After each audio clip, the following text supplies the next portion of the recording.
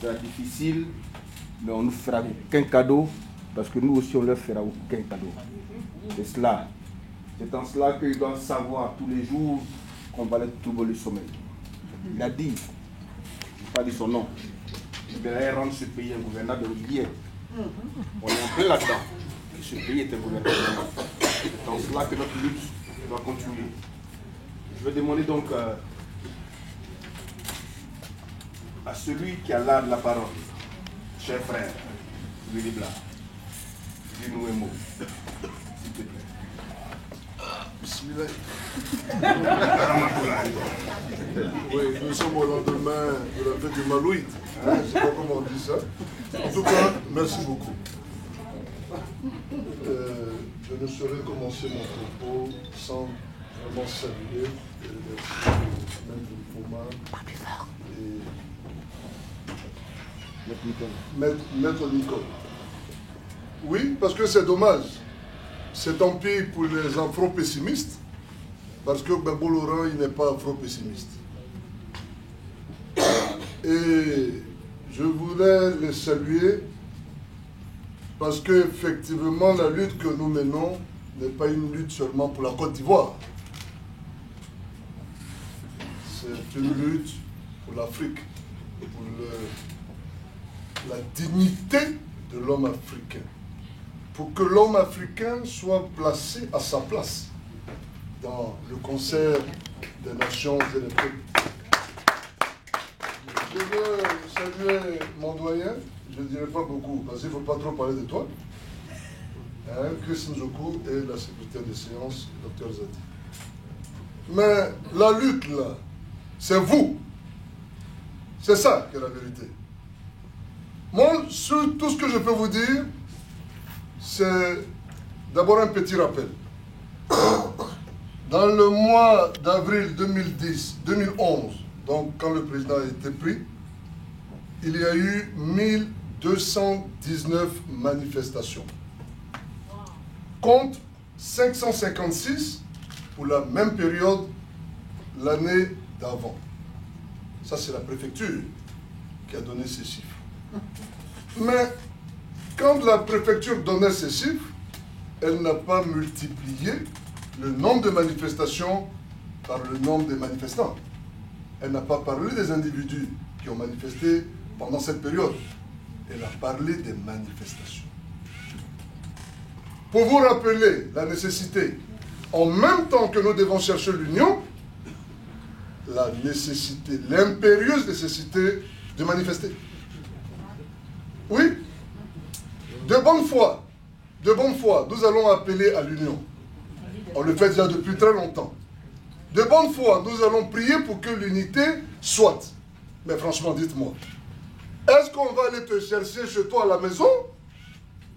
On va se mettre à genoux, te demander pardon pour que tu viennes marcher pour ton pays? Non. Pour que tu viennes manifester pour Gbagbo Laurent? Non. Non. Donc nous allons continuer cela. Mais en même temps, pour ceux qui manifestent déjà, il faut continuer de manifester.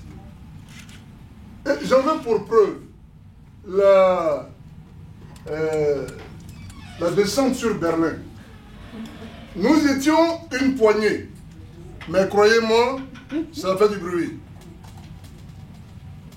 Nous n'étions pas nombreux ici dans cette salle. Mais Patrick Kachi a fui, il est passé par là.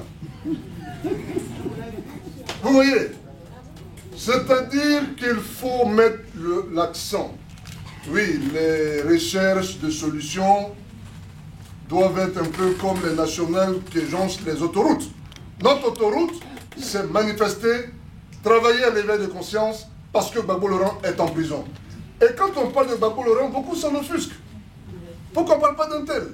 Mais Gbagbo Laurent, lui seul, à lui seul, concentre toutes les frustrations d'un continent. C'est ça qui est la vérité.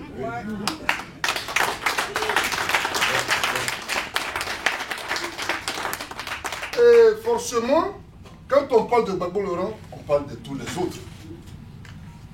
Donc on ne veut pas maintenant, on veut décourager ceux qui veulent faire le championnat, créer, voilà, mettre Gbagbo Laurent, comparer Gbagbo Laurent. Non, on ne peut pas rentrer dans ça. On est dans la rue pour Gbagbo Laurent. Et travers Gbagbo Laurent, nous luttons pour tous nos frères qui sont emprisonnés. Et nous avons cette obligation de solidarité. Et la présence aujourd'hui de nos parents congolais, camerounais, en est une très belle illustration. Aujourd'hui, quand des Maliens manifestent, lorsque des Zambiens manifestent, même si des Burkinabés manifestent, il faut que nous leur portions aussi ce message de solidarité. C'est ça. Donc voilà vraiment ce que je voulais vous dire. Moi, je suis convaincu d'une chose. Gbagbo Laurent sortira de prison. On se lève pour ça.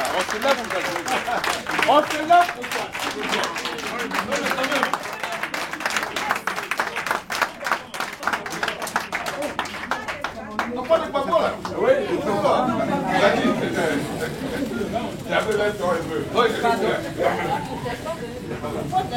Donc, n'écoutez pas trop les on-dit, celui-là a fait, celui-là machin. Les leaders, là, c'est vous. Vous voyez, à l'église, quand tu vas à l'église, tu vas pour ton salut personnel. Et même l'a dit avec une belle illustration, la lutte, elle est individuelle. C'est un état de conscience. Oui, c'est ce qu'un contemporain appelait le plébiscite de tous les jours. Quand tu te lèves le matin, tu dis, je suis en prison. Que dois-je faire pour en sortir? Je suis en prison, oui, parce que Gbagbo Laurent est en prison. Alors, on parle des leaders. Quel leader? Tu viens des marches, dans les marches pour Willy Blanc? Ah, parce que tu es fâché Willy Blanc, tu ne viens pas. Mon frère, il faut rester. Parce que moi, en venant marcher, je ne viens pas avec une machette pour travailler dans ma plantation. Je viens pour la Côte d'Ivoire. Et bien pour la Côte d'Ivoire. Je l'ai dit la dernière fois, lors de la dernière réunion, je m'arrêterai là. Au lieu de chercher là où il n'y a pas de problème, il faut seulement que chaque responsable d'association, quand c'est de cela qu'il s'agit, lorsqu'il a écho d'une manif, rassemble ses amis, rassemble son bureau et lance un mot d'ordre de manifestation.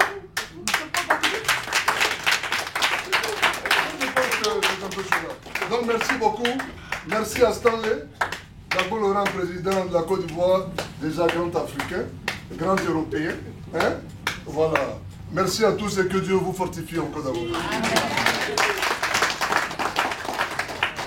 Je ne mettais pas